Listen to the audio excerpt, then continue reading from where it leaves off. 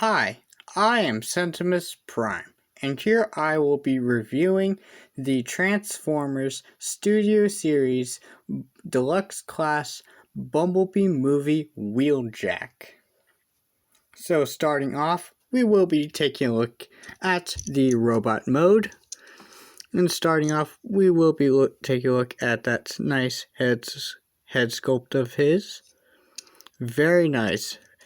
Very heavy, very greebly, has a butt ton of that greebly detailings that Studio Series figures are known to have, especially of the live action variants. Do you see that's very nice? You do get a nice little sharper angles for Wheeljack's head, but you do get some iconic details of his, such as his layered faceplate and his light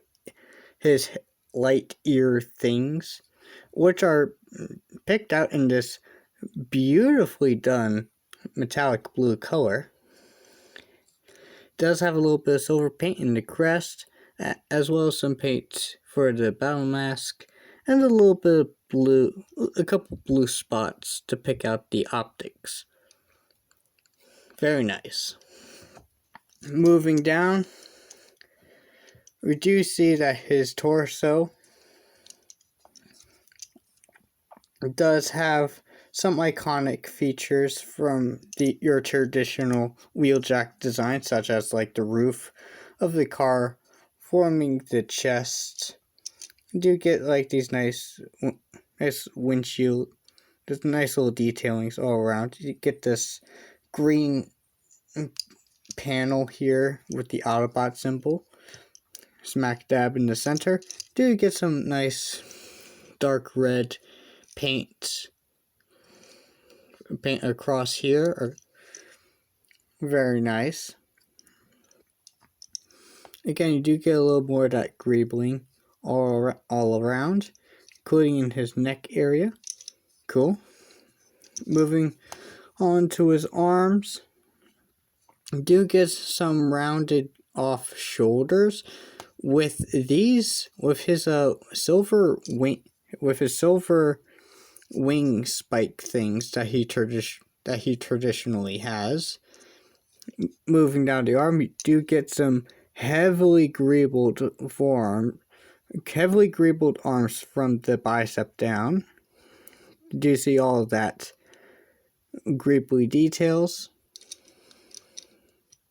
Swiveling this around, you do get a little more greebling, as well as these white panel things. They do look kind of weird, but it's not terrible. Now, moving down to his lower section, to his lower half, do you see that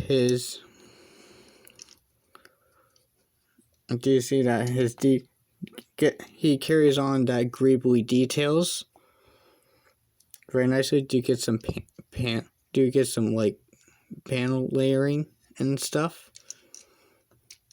And rotating his thighs will reveals some nicely done inner leg detailings. That's nice. Very nice. Moving down to the legs, you do get some nice sculpting, some nice line. You get some of this nice green paint down here. That do get some nice green lines down the legs. Very nice. And here we have the feet. Feet very simple from the front, and the back. Which reminds me, here's the back of the figure. Looks very nice. I do like how flush and clean the back is. Very nice. The only thing that really sticks out is this 5mm port. Do you see that the tires fold in very nicely? Do get more panelings and detailings. Then the back of the legs, you do see that most of the car mode kibble is right where the back of the legs are, the calves, and the back and the heels. Do you see that the heels are going to form the front of the car? So you see some tires here. And something else.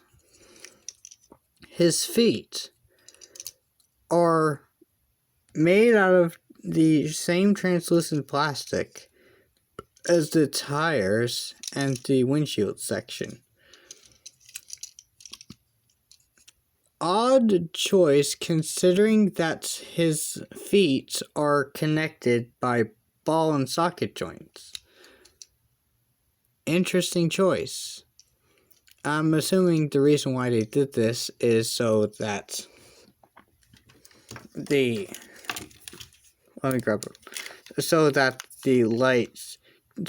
headlights can like shine through.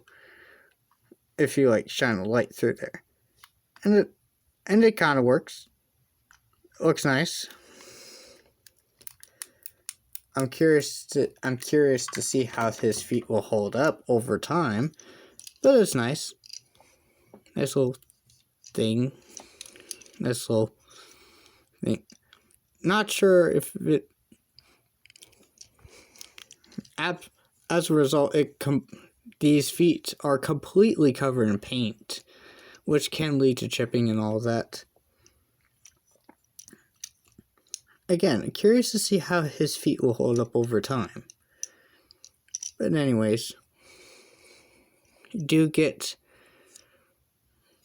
a very clean back with some like kibbly calves and kibbly like behind the legs. Sort of reminds me of the Siege Mirage in that sort of way.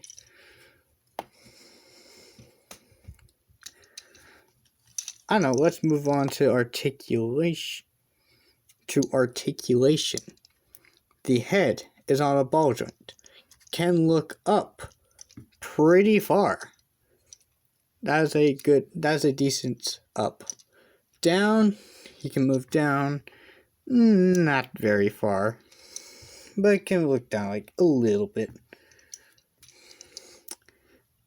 And the wiggly waggly room is kind of interesting because, yes, he can swivel his head, but if you tilt his head this way, you get like that much.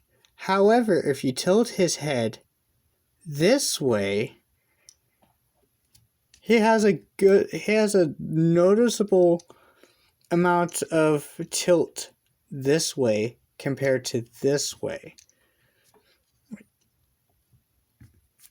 I just happen to have noticed that. Very interesting.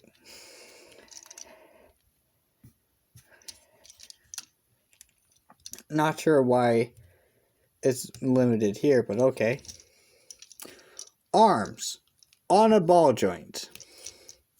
Can do your all sorts of rotating. It can bend up that far.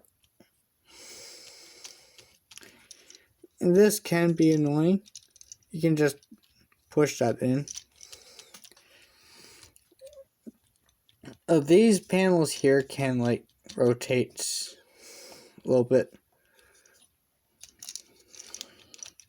There is that, but it's not really that big of a deal for me.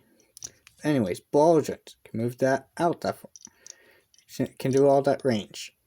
His wings, they're on these mushroom pegs, which means if unhindered, these things can rotate around 360.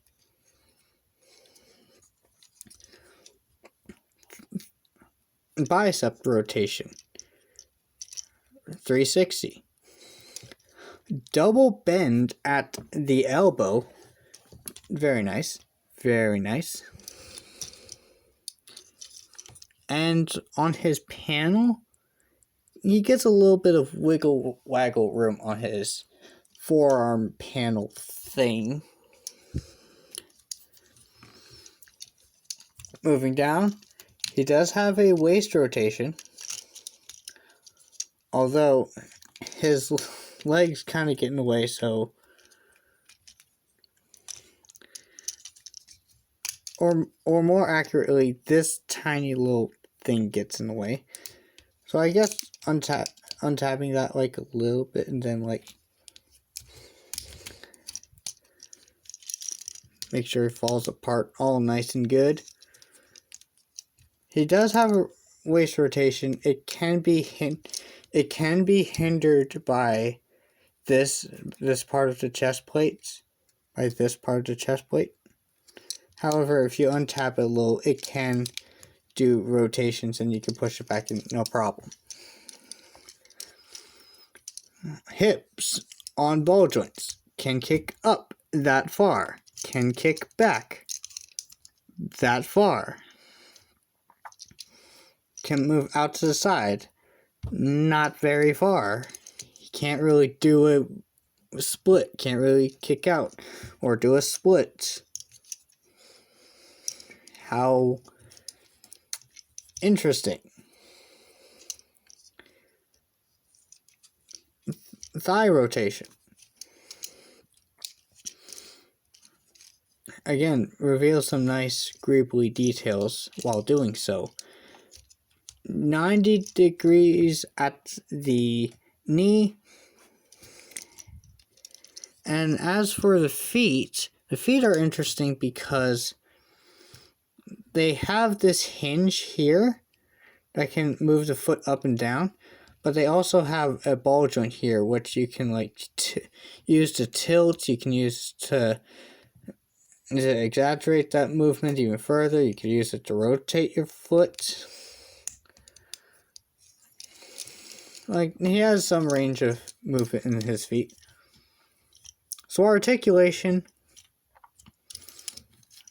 it's kind of it excels in especially the arm. It excels in certain points of articulation, but it can be limited in others. So it has that going for him. As for features, he has the 3mm peg port, which you could just simply attach a Figma stand onto him, and you can have him like levitate. It's compatible with the Figma stands. They don't include stands.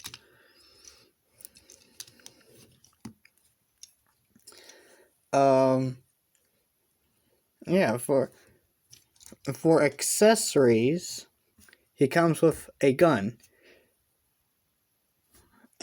And he comes with a backdrop because he's a Studio Series figure.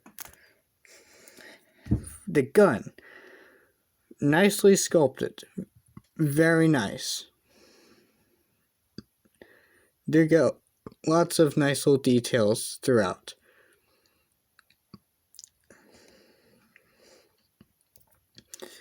The gun looks okay. However, that barrel, although it looks nice, it is not blast effect compatible. So you think this gun technically has blast effect compatibility, but see that? You can fit a blast effect piece on this end of the gun. I am not sure why, when there's a barrel right there and not back there, but fine.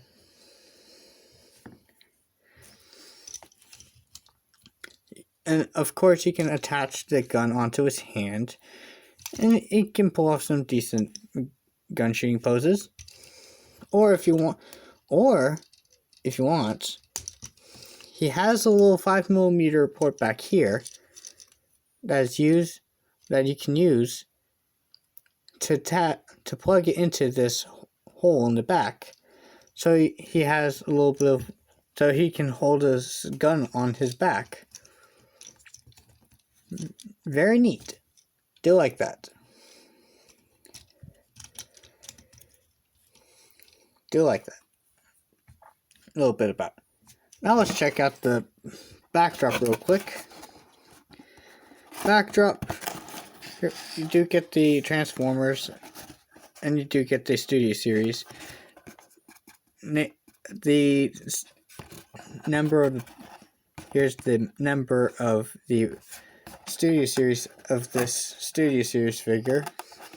I guess I don't know. I guess the number thing would be important for some collectors, especially Studio Series collectors. And here we have this red base with the title of the movie of which this figure comes from, Transformers Bumblebee. Backdrop do get nice, do get all sorts of like explosions and stuff in the background, do get like all kinds of little Transformers in the background, do get Bumblebee or B-127 or whatever he was called on Cybertron in that movie. Do get like a bridge thing up here going on, like highways and stuff. That's nice. But anyways, let's get that out of the way so we can do some size comparisons. Starting off, here we have the Siege Optimus Prime mold.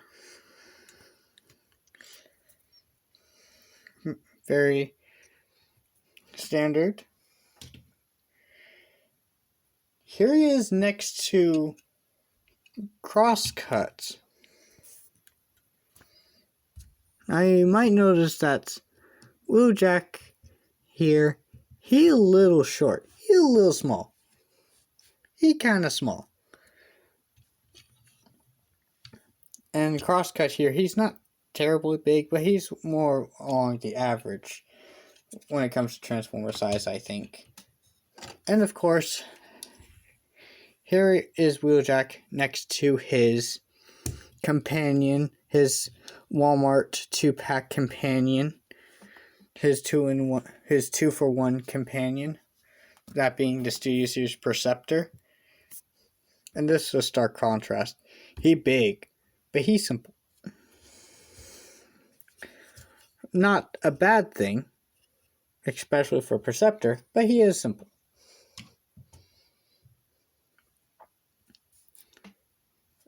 Is there anyone else I can compare? Oh yeah, I can compare him to the Earthrise wheeljack. He even even a little small compared to the Earthrise guy. Very interesting. I actually want to.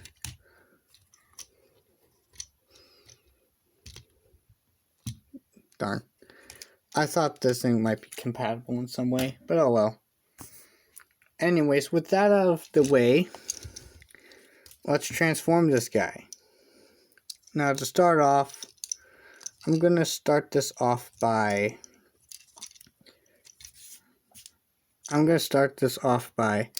untabbing this chest plate, flipping this panel out. Untab this, flip this head panel out, straighten that out, fold these wings down, point his arms forward because that's going to be important later, pull this out, straighten this up, you can fold that in,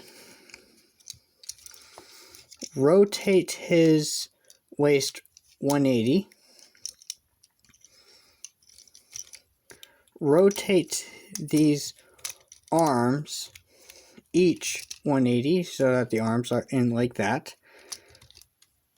Rotate his arms up like that. Make sure they tab in. And then they both then utilize the double jointed elbows to move the hands so that they're under this white panel. Then tab them together like that. Next, what we're doing is we're going to take these shins, pull them out, rotate them, and push them back in. This sort of engineering style is kind of rare for Transformers to use nowadays. So it's interesting for that to happen. Rotate these door panels. And I could do this in a more clean, more fashionable manner. Now these are on a double hinge. But before that, let's tap these two feet together and flip those down. And flip that down. Next, we can tap these panels onto the back, these sections, these fenders. Then we can tap these parts in, make that all nice and flush. Tap this front section in, and then finally we're gonna rotate his head 90 degrees and then push it in. You don't rotate all the way around, you just rotate it halfway. I've never seen that before when transforming a figure. Usually you'd have to either keep it in place or rotate it 180. Never seen that required before. It might be because of the ears. But anyways, with that, here we have the Bumblebee Studio Series Bumblebee wheeljack. And these can shift, so you can shift those up to get those. Anyways, here we have Bumblebee wheeljack in his car mode. Very nice. Take a look at his car mode. I do like how this looks. It's a very nice, compact little Cybertronian car. Now looking at...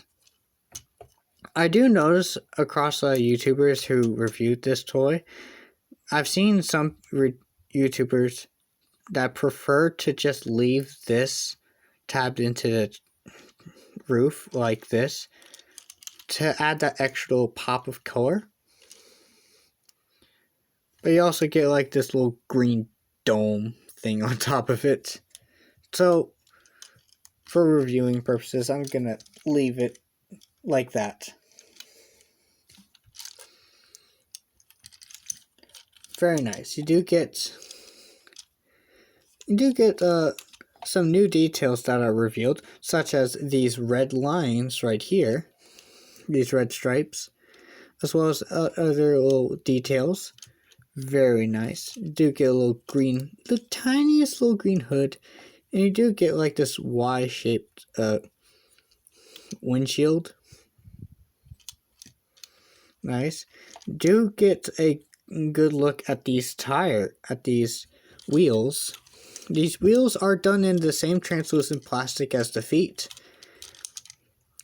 However, they're also done in this like in like this clean white color, painted in this white, which makes the plastic color and this paint look a little cream color in comparison. Look a little yellowed in comparison. Now we do get some stuff that carries over from mode to mode, such as these lines, these stripes, as well as what appears to be door handle details. Interesting. let's bring in, he of course rolls very nicely, and everything tabs in surprisingly nice for a movie style figure. Now for features, his gun, using this tab right here, you can tab it into this slot right here, like so. Very nice indeed. I will say this is like, I do like how it's better integrated in than say like this or something like that. But no, this is nice. I would totally like display this car like this. I do like that.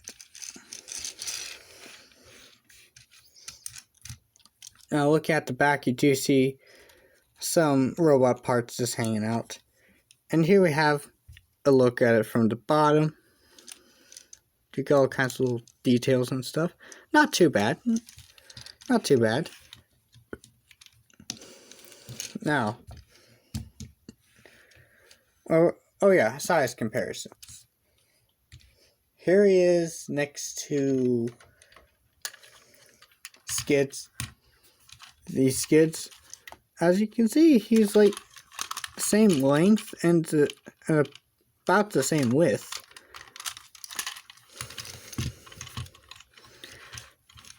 He is a lot more compact than Skids here is. Very nice.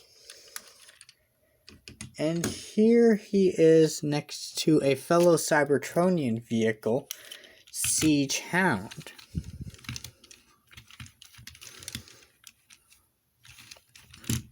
Very, very nice. Again, he's not quite as wide as Hound is, but he still is about the same length. He's actually ever so slightly longer than Hound here, but again, more compact. And here he is next to fellow Bumblebee movie character that I have on hand. The the Studio Series Core Class Bumblebee movie Ravage. To fit alongside that. Should I? No, I don't think I'm gonna. I was thinking about like quickly transforming Perceptor and compare like one of his modes here because his transformation is so simple. But I don't think I'm gonna do that. So overall, I do like, despite me not really, I do think it's really nice. It has a really awesome car mode with some nice weapon integration. Really nice. It's not a nightmare to tab in. I am glad to say that. The robot mode is nice. His posability is kind of limited in some areas, but it's not too bad. And here's the thing, I got this guy from that. If you see my unboxing, you would see that I got this guy packed in with Perceptor. I really only got that 2-pack for Perceptor. And you know what? This is really nice. Despite me